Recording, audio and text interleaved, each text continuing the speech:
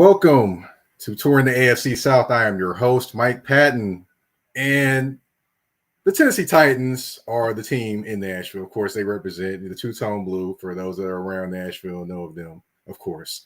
But, I wanted to get into just the kind of inner workings of the Tennessee Titans. Of course, the programs and things they got going on in the city. And I thought, who better to talk about that than the Titans Program Director, Miss Johari Matthews. How you doing?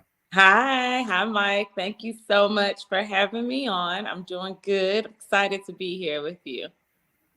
Thank you again for accepting my invitation as well. And I want to ask as well, for those who aren't aware, you are from Nashville. You're a Nashville native. So Yes. What part of Nashville did you grow up in?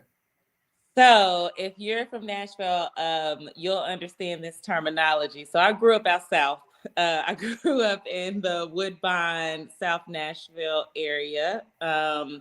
I all through elementary, middle school, high school, I matriculated through Whitsitt Elementary, Wright Middle School, and then I'm an alumni of Glencliff High School. So shout out to the Colts.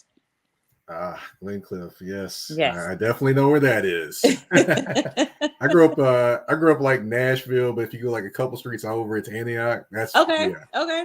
We ended up so when I was in high school, and a lot about this too. At one point, Antioch was like the place to be. Like if you got a good job, a little bit of money, like everyone was moving out to Antioch. And so my junior year of high school, we moved out to Antioch, and but I told my mom I did not want to leave Glencliff. Like I wanted to stay. So we made the commute back and forth to Glencliff.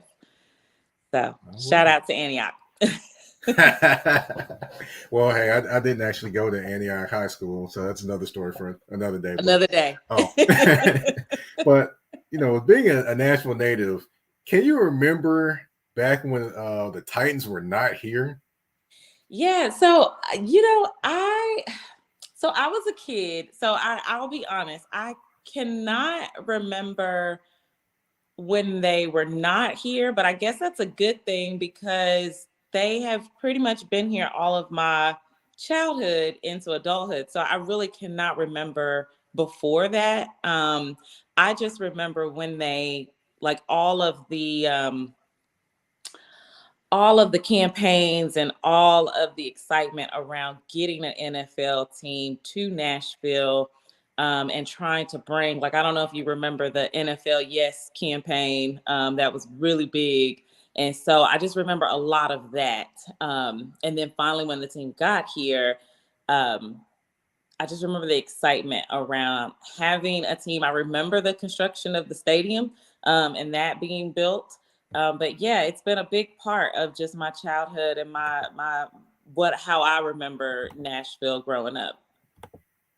Right. It was I remember there was really nothing where the stadium was. There's a whole bunch of I just remember that growing up, and then the stadium's there, and I'm like, okay, this is new. They're just trying to kind of dress it up just a little bit over there. Yeah. Of course, back then it was literally just the junkyard that's there, the car junkyard. Right. And that was there for forever. And then, like you said, the Exxon has been holding on for dear life. And so I feel like between the junkyard and the Exxon, those two things are guaranteed staples for old Nashville, if you're from here. Right. Now, I got to ask, did you grow up a Titans fan? So you're trying to get me in trouble with my good job, Mike. So yes and no. So I did grow up a Titans fan. I am originally from Nashville. However, my father is originally from Philadelphia, and my mother, she spent quite a bit of time in Philadelphia as well. And so a lot of my extended family are Eagles fans. So my first introduction to football, of course, was the Philadelphia Eagles, and then being here, just inevitably becoming a Titans fan because it's a home team. You can't live in a city and not root for the home team. And so I was fortunate enough to grow up loving both teams, the Eagles and the Titans. Okay, all right. So a little Super Bowl tie-in there. I'm pretty sure Yeah. you're excited. Well, Yeah, excited, I would say. we started off excited, and then it was like, oh, what is happening? What is happening? But it was a good, really good game of two extremely talented teams. It was nice to see two Black quarterbacks in the Super Bowl. But yeah, between our family and just knowing Philly as a city, it's been insane the last like couple of weeks leading up to the Super Bowl. But very, I very bet. proud of the Eagles. I can't wait until it's the Tennessee Titans going to the Super Bowl one day. Right, right. I mean, well, it was one day back in the day, but It was one day. Yeah, it definitely, was one yeah, day. One day again. One day right, again soon. right. That would be nice, and it'd be nice for the city because Lord knows the city is wanted the Titans to go to the Super Bowl since I don't know how long or what. You hear every year this is gonna be the year, it's This gonna is be the year, it. or This you is hear, it. or you hear that, or you hear the opposite. Oh, they're never going. And you're like, okay, which one is it? Yeah. Now I will say that my so I have an 8-year-old son, and he is a diehard Tennessee Titans fan, and he is one of those fans that is like, this is our year. We're going to the Super Bowl. We're doing all these things. And so I get my hope from him, because I'm like, you know what? You are the type of fan that is really committed to your team through thick or thin. So I let him carry on all of the ambitions for the Tennessee Titans. So hopefully he'll see it in his lifetime. That's my dream for him, is that he'll see his team make it to the Super Bowl in his lifetime. Well, it's in the touring the AFC South inbox. Mr. Corey Jackson Sr. definitely has said we are winning soon. We are ready. Yes. So hey, there we go. There we go. You got another person with a lot of hope and a lot of positivity, I would say. Now, of course, we're going to fast forward from talking about growing up in Nashville and living here before the Titans got here to now. Yeah. You are the programs director for the Titans. Yeah. What all does that entail? It entails a lot, Mike. It entails a lot. So the programs director role is a newly created position that really focuses on the community benefit programs that we have launched, and we'll talk about that later on in our conversation. But also I oversee all of our community impact initiatives. So that's everything that we do that's boots on the ground, community engagement, and how we really plug ourselves into being and showing up as more than just a football team. Another facet or another area of that is our Titans Foundation. So I also oversee and work with our Titans Foundation and making sure that we are going over and beyond just game day community involvement, but really creating a space for the Titans to be plugged in ways that, football teams, especially on a professional level, have a unique way or a really special way of having this social responsibility piece and how they show up for a city and really for the states that they're in. And so the Titans always want to make sure that they're leading with that. And a part of our mission, our mission as an organization, as a club, is 3 words. So win, serve, entertain. And Burke, our CEO, and Amy, our owner, they will tell you that we want to win on and off the field. We want, of course, we have Nashville's biggest stage, so we want to make sure that we're entertaining and that we're doing all of those things to make it fun and exciting to come to the stadium. But most importantly, we want to make sure that we're serving our neighbors. We want to make sure that we're serving our fans, our folks, our folks who live in the city, and the youth and families who are here. So that's a big part of our mission, and I've been tapped to make sure that we are doing that. So that's my role in a nutshell. All right. So, with all those different things being said, what do you think kind of in your background prepared you for this type of role with the Titans? Oh wow, yeah. I have worked in nonprofit. I've been a part of nonprofit and community for the last 20 years. I shared this story recently with someone that I really do feel like my upbringing, the community that I was raised in. I like I said, I grew up in South Nashville, Woodbine area, and if you know anything about Woodbine, it's a very diverse community. And so it's people from all different ethnicities, race, gender, age. It's just all the things. It's a beautiful community. And I feel very blessed to have grown up in such an eclectic melting pot of people. I also have been very fortunate. My mother, I was raised by a single mother, and my mother is also Puerto Rican, and so she was adjusting. She was coming to a city that she didn't know anything about, and she was adjusting to being in a city, and really leaned on her community, the resources around her to help her raise two kids and to be a thriving, successful woman.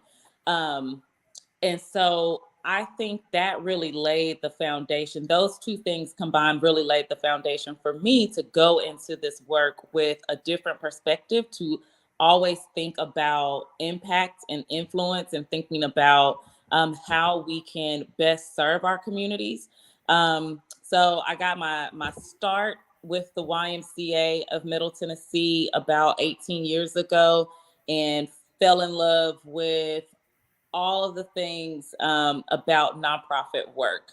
So I've served in probably every role that you can think of in the nonprofit sector. And most recently, before joining the Titans, I served as a executive director of the Northwest Family YMCA in Bordeaux and North Nashville. And so I think a big part of what I do can be attributed to my upbringing in Woodbine, seeing my mother and how she really leaned on the community around her. But also, the last piece of that is that my husband serves in a capacity as an elected official. And so being able to see the local government side and how all of that works has just played a huge role into what I do and how I show up daily for the people of Nashville and abroad. Gotcha.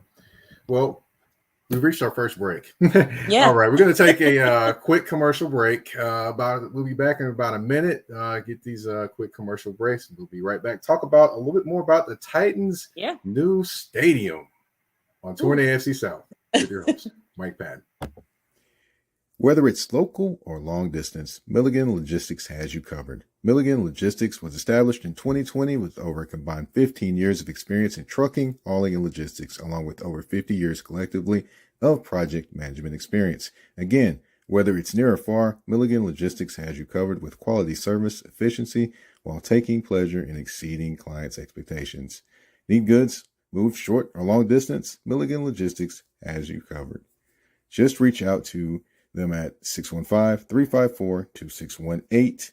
That's 615-354-2618. Or you can send them an email at milliganlogistics@gmail.com. That's again, milliganlogistics@gmail.com.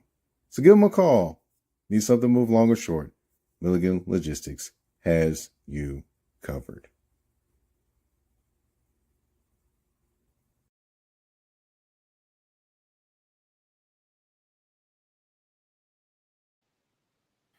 All right, and we're back. And of course, like I mentioned before the break, the Titans in the new stadium. That talk has been very, very popular around the city. Now, of course, it's the talk of the city. What are your thoughts on what the stadium will do for the city? There's a new stadium being built. I haven't heard anything about that. Mike. What are you talking about? No, I'm just kidding. I think,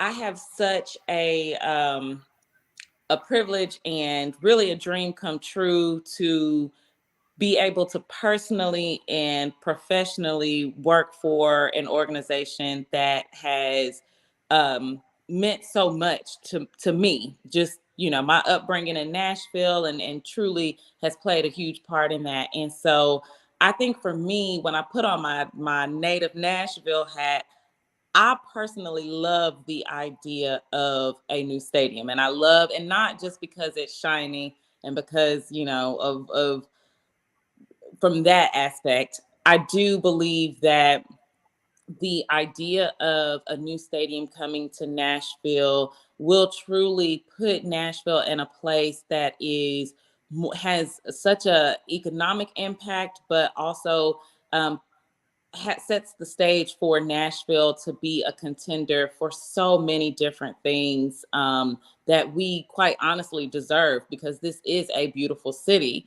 and the people in it are beautiful. There's a lot of conversation around just what it means from an economic impact. And I think having a new stadium, creates new jobs, creates new opportunities. It creates, more big events and things like that can come to the city that all of us can enjoy. Because I think oftentimes people forget, like, although it is the Tennessee Titans home, we only play in the stadium, at the most 9 or 10 games out of the year. So, the other 360 days, my math might not be right on that, but just follow me. But the other days that we are not in the stadium, it's very important that it is that it's generating revenue for the city that benefits the city and the people who are here living in it. And right now, our current situation, the stadium that we have, doesn't do that. And so I think it's a great opportunity for Nashville. I'm excited to see, all of um, the transformative things that come from having a new stadium. But I'm also very eager and excited to see just how it creates and elevates workforce development, how it creates, opportunities for some of our community partners and organizations to be able to utilize the space. So I'm just really excited about the new stadium and all. Okay. All right. Now, of course, the new stadium is going to be right across the interstate from East Nashville and not too far from the 37208 zip code in Nashville, which for many who are not aware, that's one of the most incarcerated zip codes in America. How are the Titans kind of trying to reach out to those neighborhoods and trying to make a positive impact there in those particular neighborhoods? And I would say that are predominantly Black in terms of the 37208 neighborhood. Yeah. So, if you haven't heard already, one of the things that we have been talking about and that we recently launched with the announcement of the new stadium was our community benefits platform, which we are calling One Community, which the one stands for opportunity, neighborhoods, and education. One Community is something that I'm really proud about, especially being a native Nashvilleian, but also by being a part of the team. I'm ecstatic about just what this platform means for the city of Nashville and Tennessee.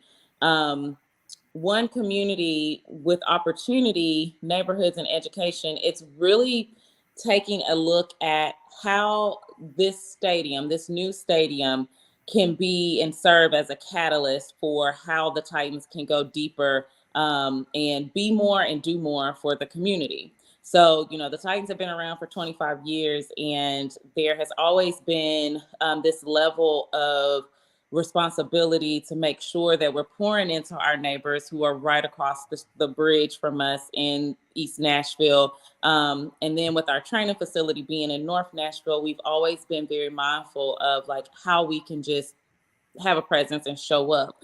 But with this new stadium, we wanted to make sure that we could engage the community in both the process and the outcome. So One Community really takes a look at how we can create these programs that directly serve the people who are not only in our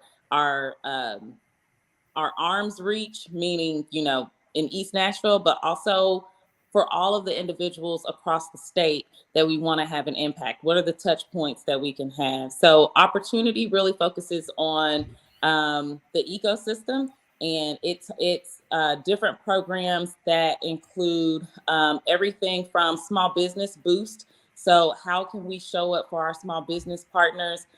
We support recently, this past season, we highlighted businesses on Jefferson Street through our game schedule release. And so with that, those businesses that were highlighted, they also received a monetary award in support of their small business to help give an economic boost. But we also used our platform, which we always tell people it's Nashville's biggest stage, to highlight these businesses and to drive direct consumer engagement to them. Other things that we are doing through One Community include what we're calling a housing fund, which is where we are pouring in $5 million into a fund to support affordable housing across the city. This is something that we're really excited about. The new stadium, we don't have direct land around the stadium that we can develop and create affordable housing. And we know that's something that is something that is an issue for the city, and it's something that needs to be addressed. And so we had to get really creative on how we could support that. And we really heard from community partners and leaders that by creating this $5 million fund, that we could help these minority and women developers who have these great ideas and have these developments that they're trying to get off the ground to help solve that issue, but they're either not equitably being able to access funds, or that they're having these gaps on how they can get these developments off the ground. And so this fund will help minority and women developers successfully launch developments, but also to successfully answer the call around affordable housing. One of the other things that we're doing, again, back to our small business boost, is we have implemented a First and Goal Small Business Fund, which is $2 million that we are pouring into small businesses through loans and grants. And again, the biggest aspect of that is capacity building. So how can we help small businesses get off the ground and really grow their network and grow their net worth through this capacity building? And this fund is one of those things that we're working on to help just kind of answer the needs. So, we have touch points all across the city. Sorry, I'm getting a little choked, but we have touch points all across the city through our One Community platform. I think the biggest takeaway is that we have found a way through Opportunity, Neighborhoods, and Education to really touch on all communities, all neighborhoods, to make sure that we're having an impact in a variety of different ways. All right. Definitely seems like a elaborate in terms of kind of plan in terms of different things to kind of go through in terms of affecting communities in a positive way. Of course, I want to address another thing as well. There's a kind of a fear of the Titans in the new stadium kind of affecting the city in terms of raising prices and, of course, taxes. You have any thoughts on anything in regards to that spectrum? I mean, I don't know if I'm going kind of way off the beaten path or not, but hey, I figured I would ask at least. I mean, you got to ask. If you don't ask, you don't know. So, the thing that I will point out is that two things. So one, with the new stadium proposal, when we got to this point about, even getting to the point of, hey, I think we could, go down this journey of the possibility of having a new stadium, the first thing that the Tennessee Titans really thought about was, of course, the community and how can this have the least amount of financial impact and burden on the community. And the main thing that I love to share with people is that the current lease of the stadium that we have now is based on general tax dollars. So the general fund, our tax dollars, is funding that. The Titans really wanted to eliminate that burden and really create a plan that takes that off of taxpayer dollars. I mentioned earlier about how we only play 9 to 10 games in that stadium. And throughout the rest of the year, there are 66 acres around that property around our stadium that sits vacant. And so how can we, return that back to the city so that the city can use that to generate funds, whether it be through creating housing, creating retail, creating transportation, creating green space, whatever that looks like for the city. How can we play our part and do our part in giving that back to the city, and making sure that our tax dollars are being used for more, to be transparent, more important things such as education and housing and all of these things that we know are important to us as citizens, but also to our city. And so to me, the new stadium now has a better funding model that, we talk a lot about. We jokingly call it the woo girls, the bachelorette parties and all of the tourists that are coming to Nashville. And I've heard plenty of times of people who are like, we need to be charging the tourists. We need to raise that tax. And so that is what is funding, in a combination of some other things. But between the hotel and tourism tax, that's something that we felt like that's a better use of tax dollars when it comes to how we can fund this new stadium, but also, thinking about ways that, again, we can eliminate that burden on the everyday person, the everyday taxpayer that is living in this city. So, I think when you start to get down and when you start talking through what our funding sources are and what that looks like, from tourists to stadium and campus users to state funding, and then of course the Titans and the NFL pouring into the new stadium, I do believe that it's a better funding structure than what we currently have, because currently Metro Nashville, which is us everyday citizens of Davidson County, and the Titans are paying for it. And if we can take that off of the taxpayers' backs, then I'm all for it. Yeah, I'm definitely all for that too. Being a taxpayer in the Nashville metro area. Yeah.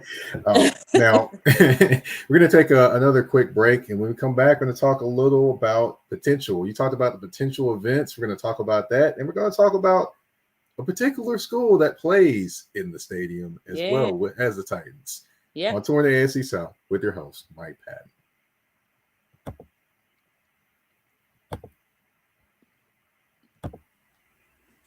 You see my picture? Well, it was taken by Joshua Silver's photography. Let me tell you, he handled the whole shoot with class and professionalism, and he can do the same for you.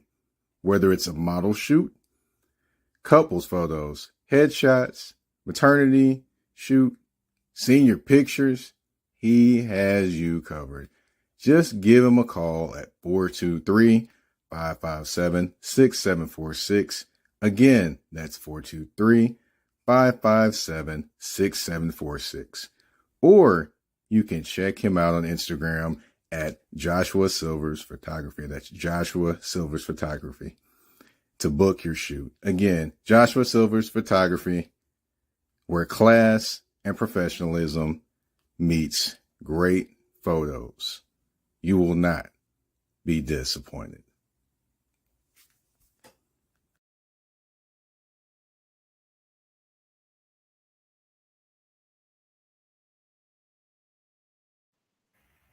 All right, and we're back. Of course, I said when we left off, we're going to talk about a few different things, just two things to be exact.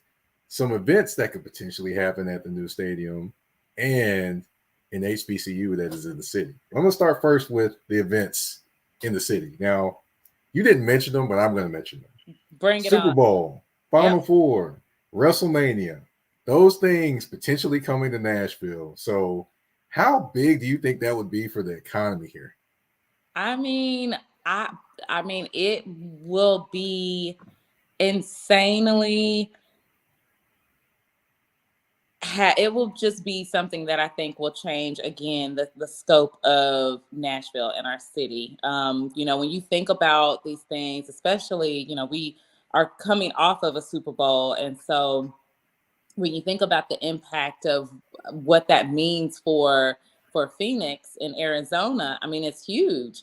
I heard we had a few of our staff who went to Phoenix for the Super Bowl, and they came back and they shared so many great experiences they had. But I think the best thing that I heard was that they're like, we really got to see a huge part of Phoenix, like really got to see what Phoenix was like. And really getting to see, these local owned businesses, whether it's restaurants, whether it's, retail, whatever it may be, but seeing these local owned businesses having their moment to thrive, their moment to shine, and seeing just the impact of that. And so I think that's something that I'm extremely excited about. The NFL does a really good job of circulating that economic impact when it comes to Super Bowls being in a city. And I would love to just share like what our city brings and who we are as a people, with millions of fans. I know that there is an economic boost that comes with that. There's also an opportunity, I think, when you have big events come to a city, it really requires for the city to take to stop and take a big and deeper look at all of the things, whether it's transportation, whether it's um, figuring out how to maximize and capitalize off of the opportunity. So I think that's something for Nashville that could be a great source for us as well. Well, you mentioned the T word in transportation, and I definitely sit in traffic a lot in Nashville, Yeah. so I can only imagine what the traffic will look like if the Super Bowl comes Hopefully, here. but see, that's one of the things that I hope that if it's not going to happen next year, but if in a couple of years they say, "Hey, Super Bowl is coming here," I do believe that it forces us to really take a look and say, "Okay, how can we make this the most efficient, the most the best experience for not only just tourists but the people living in the city who have to, because when a Super Bowl comes to your city, it doesn't just come on Sunday. They're there for 2, 3, 4 weeks leading up to the Super Bowl. So how can we make that something that isn't necessarily a burden on the everyday people who live here? And I mean, if you've been here for quite a while, I think we've kind of seen glimpses of that from CMA Fest to hosting some of these other big name events. And so I think having something like a Super Bowl, or even if it's WrestleMania or a Final Four, I think that just creates an opportunity for Nashville as a city to really figure out some of these issues and really take a huge deep dive into how we can make this work for us. Well, definitely, I remember the draft. I actually covered that. Yeah, Now that was a mass event, and it was a it was a lot of mass people. event, but it was so good to see how Nashville could really make such a huge event like a draft work for Nashville. And I think, I say I think, but I know the NFL was extremely impressed by that, and wants to see something else in Nashville and to see what Nashville can do, because we really utilize, I think, all fronts of our modal transportation to, how entertainment in the city, like we just really figured out a way how to utilize all fronts for the draft. Now, one thing I would be interested to see, because of course the Super Bowl will be in February, and of course the weather here is kind of, it comes and goes. Yeah. So I would be very interested to see what these rooftops are looking like when it comes Oh, to February. I think they're still gonna be outside, Mike. But I think, but because you mentioned that, I think that's also one of the other benefits of a new stadium, of having an enclosed stadium or a dome, is that, um, you don't have to worry about the wear and tear on a stadium, when you have an enclosed one, because the stadium is further protected from that, but it also creates these opportunities where, for all the Garth Brooks lovers, you don't have to cancel Garth Brooks because of a thunderstorm or a downpour, and you do kind of have this security blanket of knowing, like, hey, we can really make this happen. Because I'll be the first one to tell you, Mike, I'm going to be very disappointed if Beyonce has to cancel her show because of rain in July when she comes this year. So, I think there are a lot of added benefits. I don't know what the rooftops are going to do in February, but I'm sure they're going to figure that thing out and have all of the rented outdoor heaters ready to go. Yeah, definitely. Now, of course, we couldn't get you out of here without talking about Tennessee State University. Yeah, Now, you are an alum of I Tennessee am. State University, so I had to bring them into play. Now, of course, they play at Nissan Stadium now, and of course, it's been talked about in the new stadium. They be going there too. Yeah. Now, that isn't all necessarily good for some TSU fans, because some TSU fans would like them to go back and play more at the Hole, which is Hale Stadium for those that aren't from here. Mm-hmm. Do you feel it would be beneficial for them to play in the new stadium, or do you think more of the whole? I know you have a unique perspective because you Yes. work for Titans and you are a TSU alum. So, what are your thoughts on this one?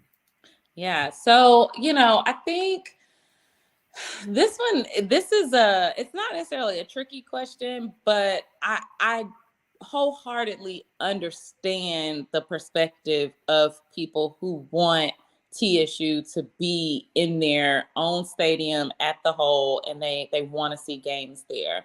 Um, the TSU has, or is, really the Titans' first community partner. Like, that is our first, when the Titans arrived, and really TSU has been the biggest and best community partner we've ever had. I think it's also very important to note that we've been playing TSU. I say we, but TSU has been playing games at the Titan Stadium for quite a long time, and I think there are benefits to both. Playing in the Hole, of course, it creates this nostalgic big blue energy that is so special if you're a TSU alum, or even if you're a native Nashvilleian, that you just feel the energy when you're in the Hole.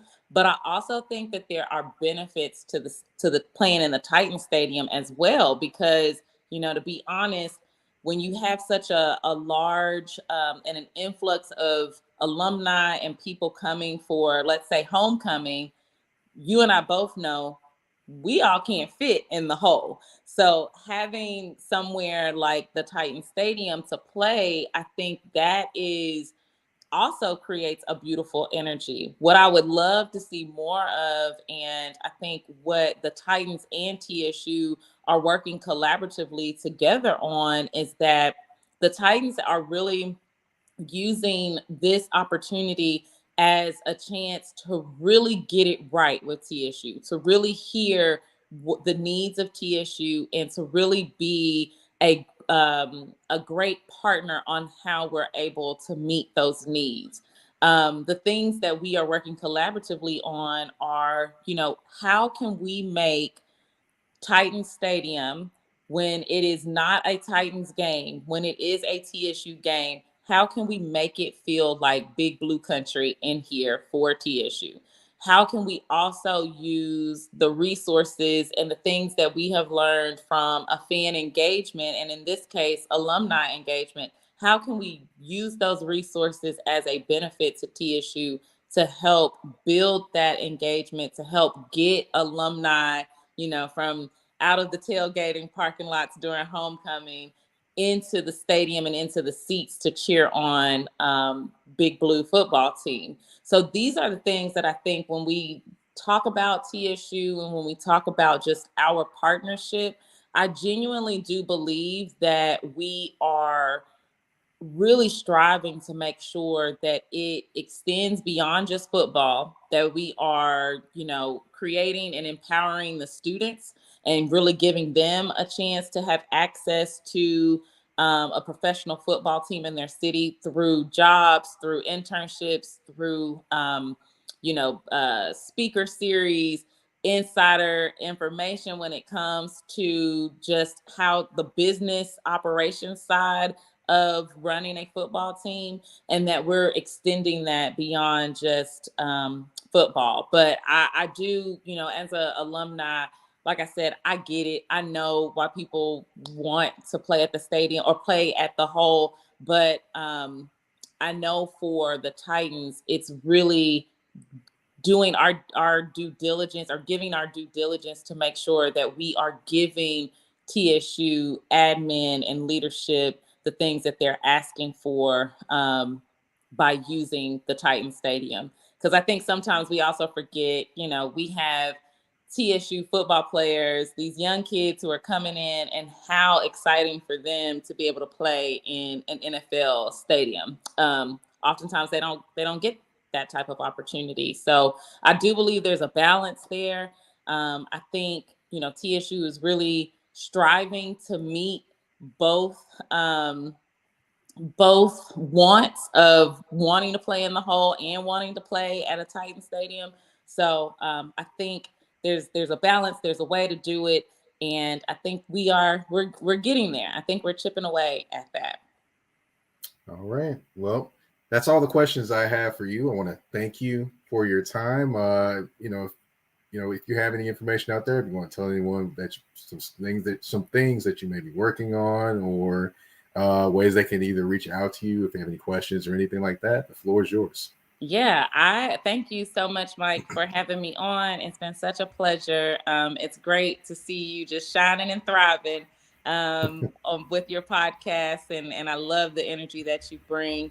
If you want to stay in the know about the stadium project and to learn more about One Community, I encourage you to go to the Titans website, which is TennesseeTitans.com. And you can find more, and you can stay up to date on the developments around the new stadium, but also what we're doing in the One Community space around our community benefits platform.